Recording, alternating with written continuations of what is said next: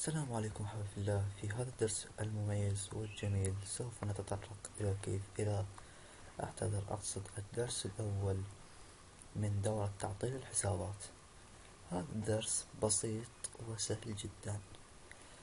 هذا الدرس سوف نقوم بتحميل أكواد التعطيل، وأيضا في الدرس الثاني سنقوم بتحميل الصور ونقوم بتعطيل الحساب. في الدرس الثاني سوف نقوم بشرح كيفية تعطيل ملخص عن التعطيل. الآن اتركونا عن ذاك الدرس، غدا أو بعد غد سوف أقوم بشرحه.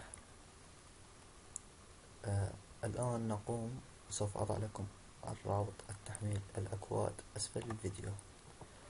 بعد الدخول إلى الرابط مباشرة نأتي ونضغط على داونلود. الحجم الكودات صغير جدا. نضغط على داونلود ونقوم بالانتظار قليلا. سوف تظهر لنا مثل هذه النافذة. أنا فاتح متصفح فايرفوكس مباشرة أطلع لهيك النافذة. مباشرة أعطي موافق.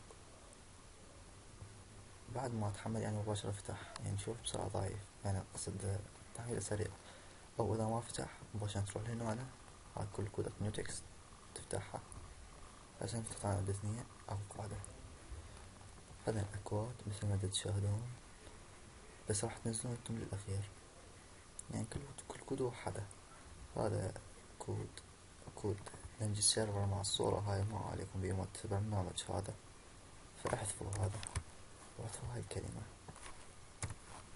هسه حملنا. بعد ما حملنا الأكواد إن شاء الله في غدا أو بعد غد سوف نقوم بشرح كيفية تعطيل الحسابات. أحبابي في الله، سوف أضع هذا الرابط في الديسكريبشن. لا أتشرف إذا وجدت أي مشكلة في التحميل. سوف أضع لكم رابط حسابي الشخصي في الديسكريبشن لاستلام الأكواد على الخاص.